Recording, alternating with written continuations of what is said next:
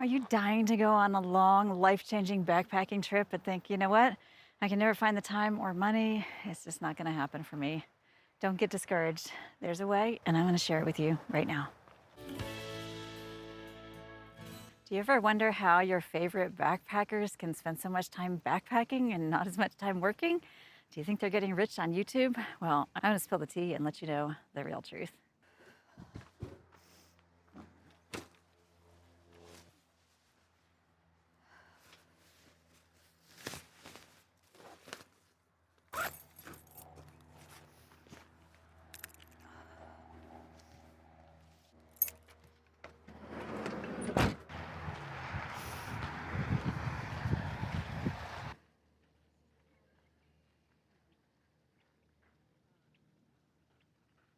You might watch someone like me on YouTube and think, well, that's nice, but I could never do that. I have news. You can. Now, I know everyone's situation is different and not everybody can do what they want to do, at least not right away. But I do believe that if you have a goal and you work hard, that you can achieve it. So if you want to spend more time backpacking, I've got some game-changing tips for you, so stay tuned. Fall is definitely here in Colorado and the colors are amazing. I kind of hoped to do a more intensive hike this morning, but I'm still having a little bit of knee pain, even though it's been 3 months since I hurt my knee. So I'm just kind of taking it easy.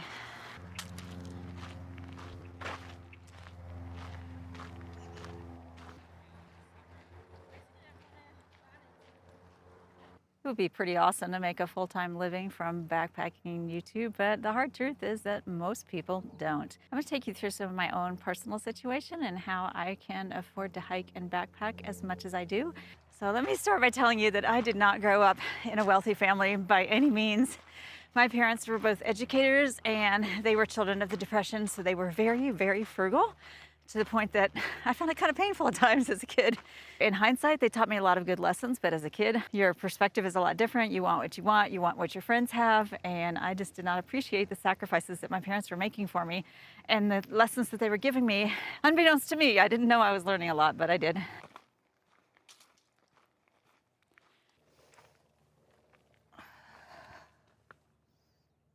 When I graduated college, I did have some student loan debt, but fortunately it only took me a couple years to pay that off. And I know that a lot of you watching this, if you're younger, you probably have a lot more debt than that. And I've even heard of people well into their 60s still paying off student loan debt. That's something I have a very strong personal opinion about that I could share with you over a beer.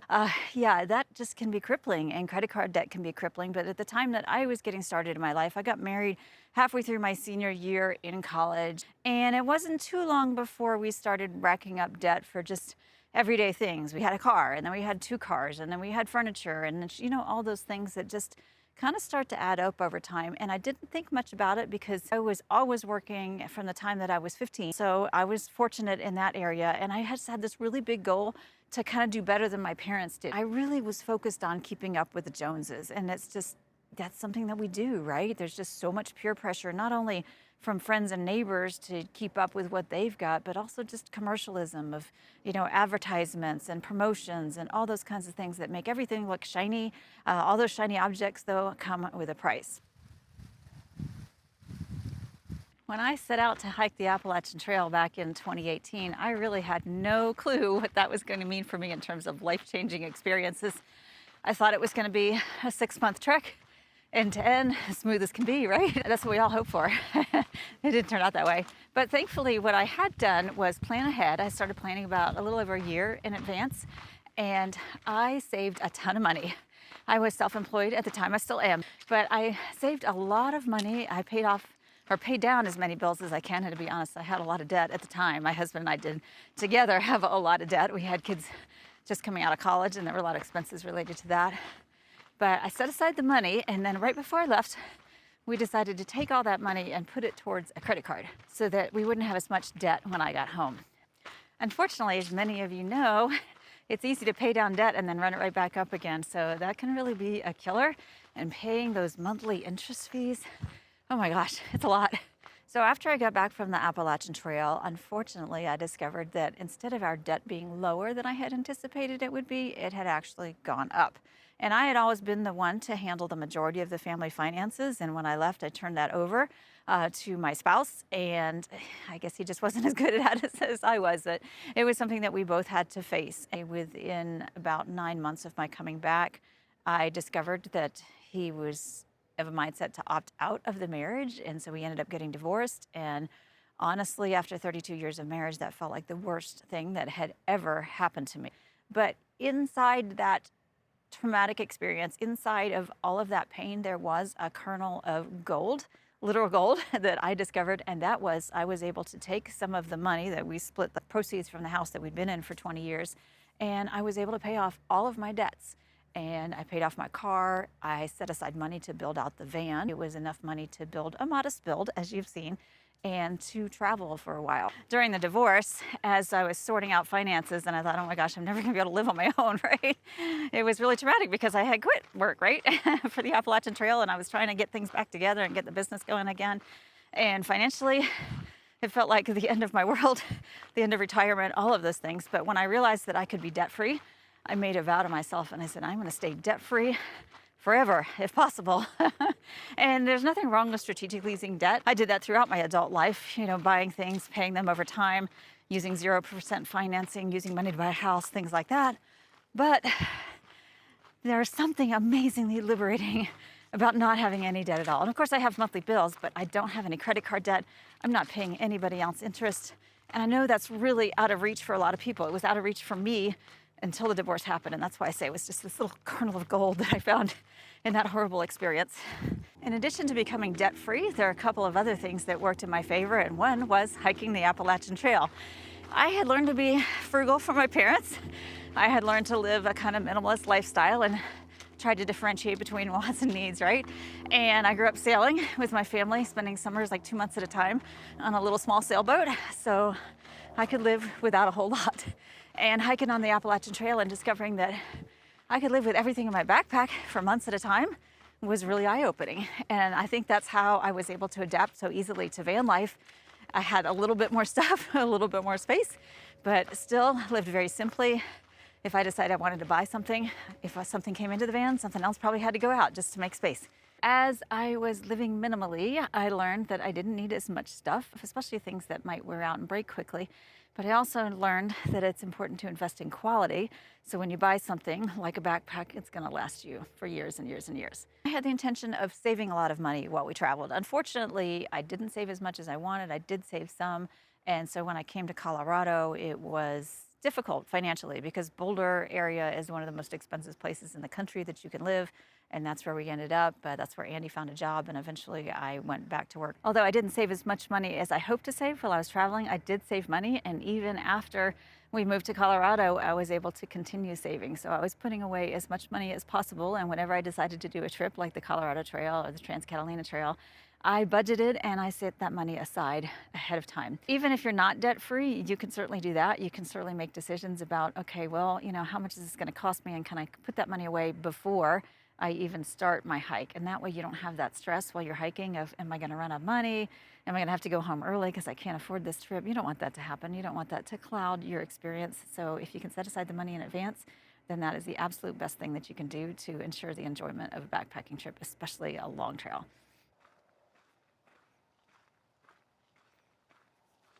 Another way that I can afford traveling, like I said, is to invest in quality gear. I have backpacking gear that I'm still using that I bought back in 2017 and 2018 when I was getting ready for the Appalachian Trail. And of course, if you've watched my videos, you have seen me systematically go through and upgrade certain things for specific reasons. But I am not the kind of person that just goes out and buys the latest and greatest thing. I'm not an early adopter. I love to see what's out there and see what's new. But then I take my time making a decision so that I'm not wasting money on gear.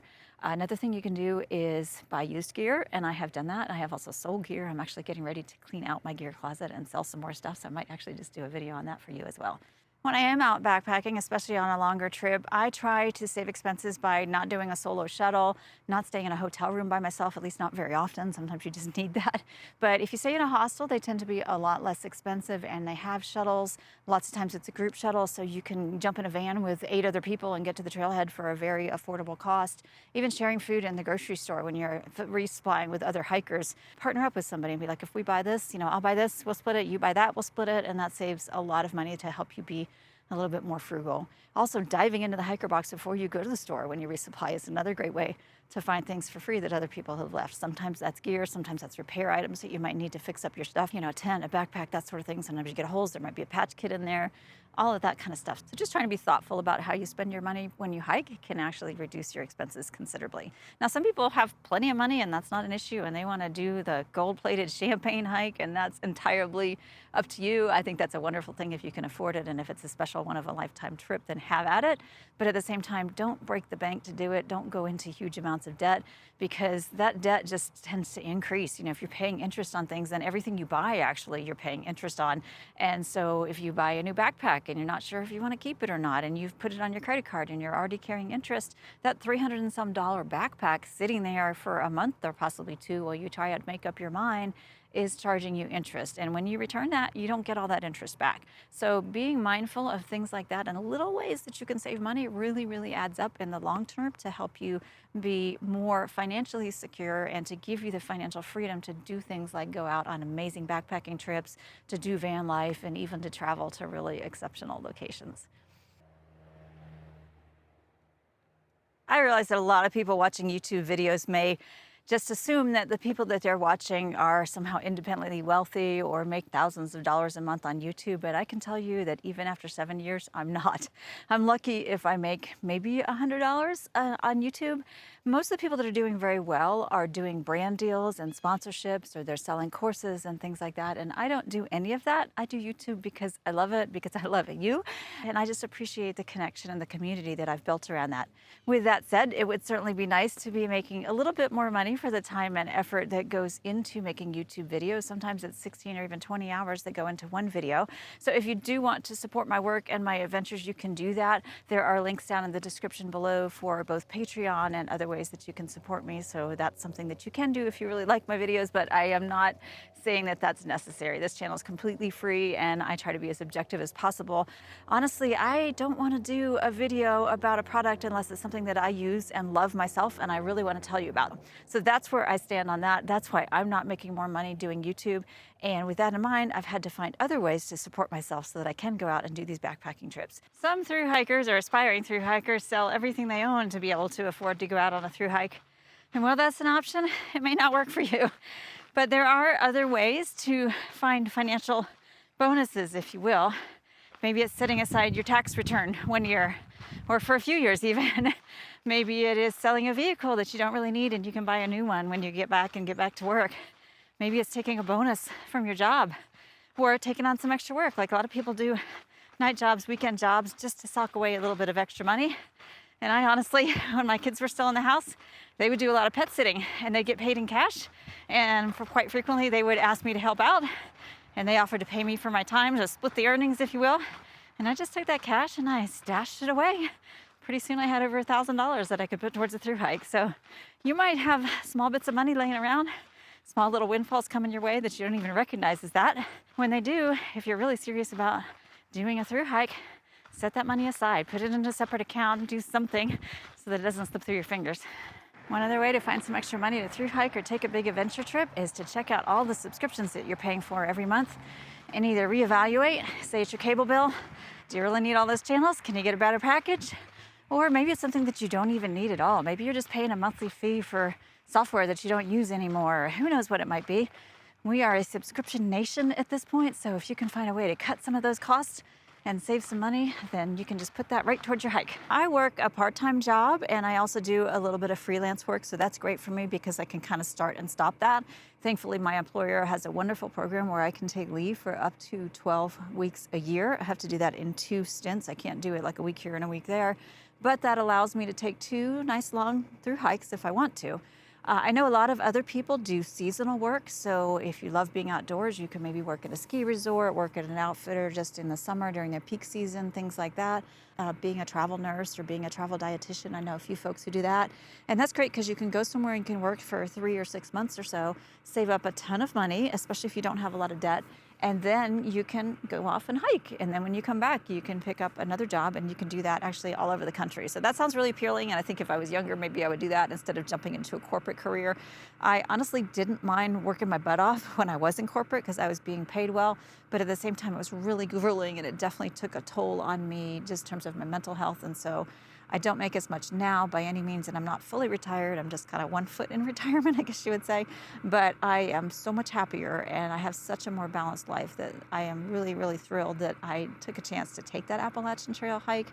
I am excited that I was open enough to let it change my life, and that I was able to lean into that experience, the strength-giving experience that I got from hiking the Appalachian Trail when I was going through the divorce, because learning that I was stronger than I expected really helped me get through that. And it helped me to also kind of step back a little bit and say, okay, if I have to endure this, it wasn't my choice, but if I have to go through this, what's on the other side? What can I do to make my life better? And not everybody gets a chance to reinvent themselves. Sometimes if you're ripe for that, you have to force the opportunity because it might not just accidentally present itself. But if it does, I would encourage you to seize the moment and take a look at your life and think, are there things that I need to change? Do my priorities need to change? Is being outdoors a top priority for me, or is something else a top priority for you? Figure out what those things are and really just go with it. Make a plan, make it work. Don't get discouraged, because if it's a priority, you can make it happen. If you got a ton of debt like I did, and you don't have a windfall like I did, really think about, how could I make changes? How could I change my life? How could I reduce expenses, either that or make some more income, so that that is not weighing you down and holding you back from your dreams? And I actually am getting ready to do that myself. I've got some life changes that are kind of in the works. We'll see how things work out, and I'll keep you posted as those happen. I hope this has been helpful to you if you want to find more time for backpacking or more money for backpacking. And I would love to hear from you down in the comments below if you've got other strategies and tips that you'd like to share. Thanks a lot for being with me, and I'll see you here again next time.